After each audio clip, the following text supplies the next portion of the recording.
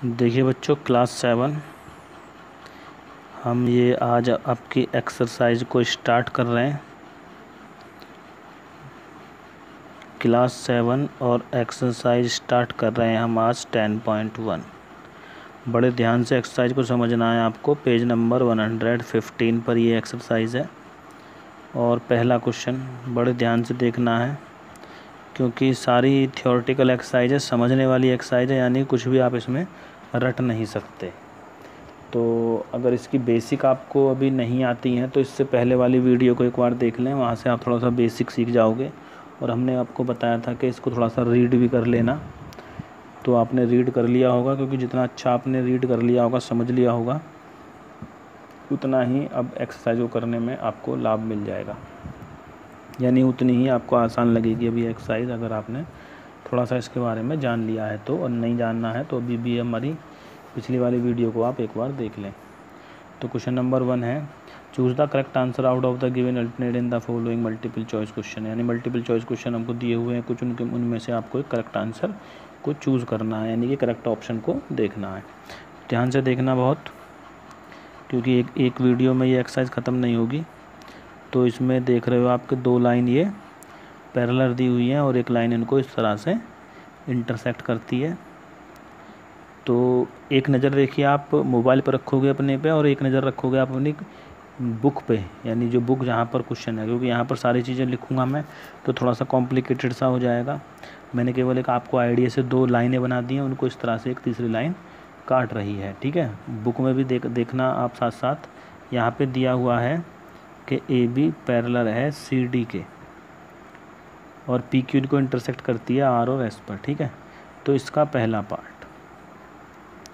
Part देखोगे, angle ARS। अब book में देखिए ARS ये वाला एंगल है, ठीक है। मैं यहाँ पर अब मैंने इसको टिक कर दिया है, पहला एंगल मान लिया है ARS। एंड एंगल BRS ये वाला BRS, ये 2 देखिए, ये दोनों एंगल हैं ARS और BRS। इनमें पूछा है कि a pair of alternate angle, a linear pair, तो ये लीनियर पेयर है, यानी एक ही लाइन पर बने हुए एंगल हैं, तो इसका सेकंड वाला ऑप्शन करेक्ट है, लीनियर पेयर है। ये दोनों एंगल लीनियर पेयर एंगल बोले जाएंगे, ठीक है। इसका बी पार्ट फिर देखिए, बुक में देखिए फिर एंगल ARS, तो ARS तो एंगल यही है, और एंगल RSD ये वाला एंगल है। अब ये दोनों कैसे एंगल हैं? अल्टरनेट एंगल हैं, वर्टिकल अपोजिट एंगल हैं, कॉरस्पॉन्डिंग एंगल हैं, या इंटीरियर एंगल है। तो इसका फर्स्ट पार्ट है, ये अल्टरनेट एंगल है, ठीक है। इसके लिए आप फर्स्ट वीडियो एक बार हमारी देख लीजिए। इसके बाद है फिर इसका सी पार्ट में पूछा गया है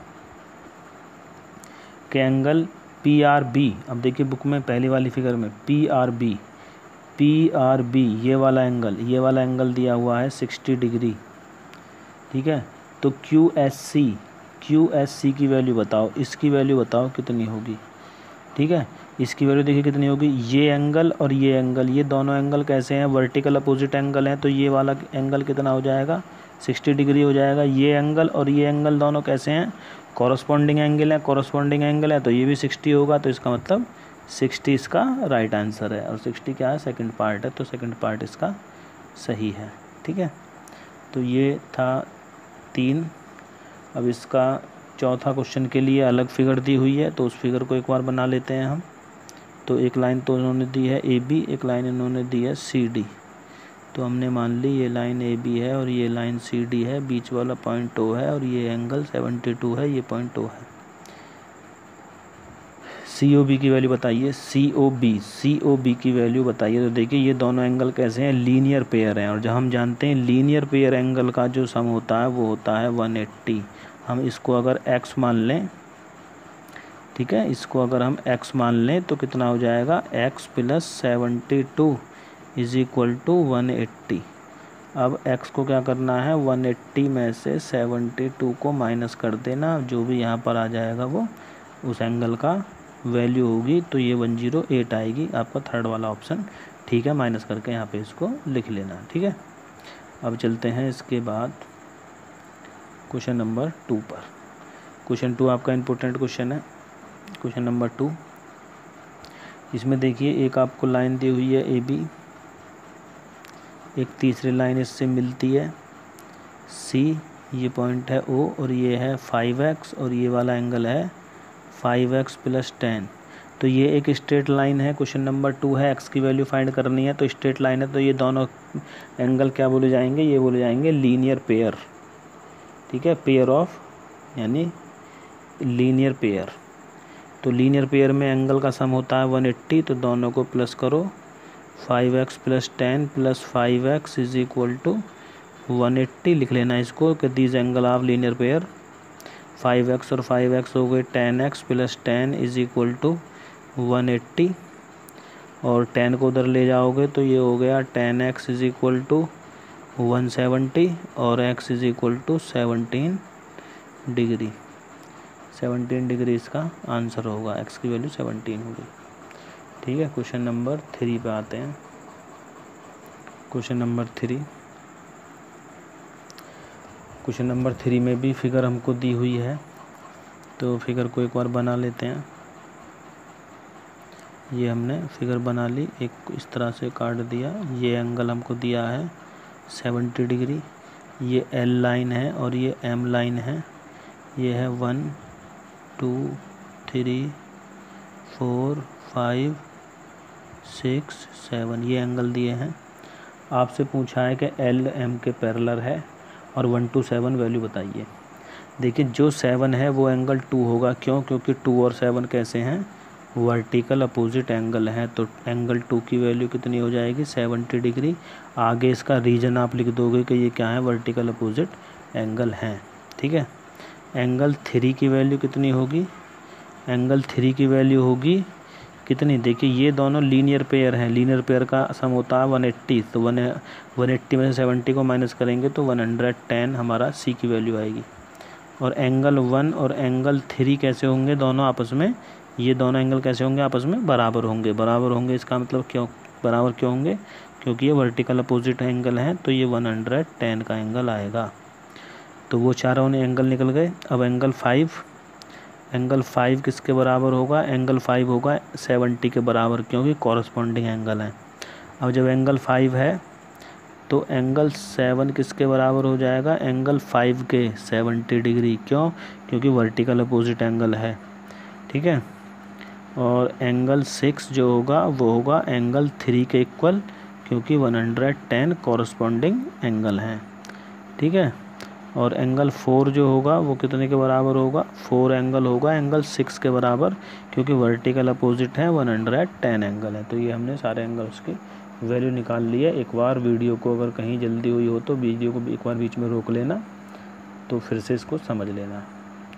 ठीक है, क्वेश्चन नंबर है फिर 4, फाइंड द वैल्यू x। सभी में हमको x की वैल्यू फाइंड करनी है। 1 to E पार्ट जितने भी हमको क्वेश्चन दिए हुए हैं सभी में x हमको निकालना है। तो यहाँ पर देखिए क्या दिया हुआ है, दो हमको लाइन दी हैं और दोनों लाइन कैसी दी हुई हैं, पैरेलल, जहाँ पर T और U दोनों कैसे हैं, बराबर हैं। ये एक है और ये एक है, ये दोनों भी पैरेलल हैं, ये है P और ये है Q। ये अगर 55 डिग्री है तो इस x की वैल्यू बताओ कितनी होगी। देखिए जब ये लाइन और ये लाइन पैरेलल होंगे तो ये एंगल भी दोनों इक्वल होंगे, तो x की वैल्यू 55 होगी। आगे रीजन क्या लिखोगे कि T पैरेलल टू U। इसके बाद चलते हैं B पर। B पार्ट इसका, B में क्या दिया हुआ है, P और Q दो लाइन पैरेलल हैं, लिखा हुआ है ऊपर, और आगे ये मतलब पैरेलल हैं। इसके बाद एक लाइन उनको इस तरह से इंटरसेक्ट करती है, और ये एंगल है x + 20 और ये एंगल है 3x + 4। सवाल हमारा यही है कि x की वैल्यू क्या है। देखिए x की वैल्यू क्या है, ये वाला एंगल कितना होगा, जितना ऊपर है, क्यों? क्योंकि वर्टिकल अपोजिट है। समझ रहे हैं ना, x + 20 होगा ये एंगल भी, क्योंकि ये दोनों वर्टिकल अपोजिट एंगल हैं। ये एंगल और ये एंगल दोनों कैसे होंगे, इक्वल होंगे, क्योंकि कॉरस्पॉन्डिंग एंगल हैं। तो x + 20 = 3x + 4, दोनों बराबर होंगे, क्योंकि आगे अब यहाँ पे आगे आप क्या लिखोगे, यहाँ पे लिखोगे कॉरस्पॉन्डिंग एंगल, ठीक है। 4 को तो इधर ले आओ, तो ये हो गया 20 minus 4 is equal to 3x minus x, तो ये बचा हमारा 16 और ये बचा 2x और x की वैल्यू आ जाती है 8, तो ये आंसर है, ठीक है।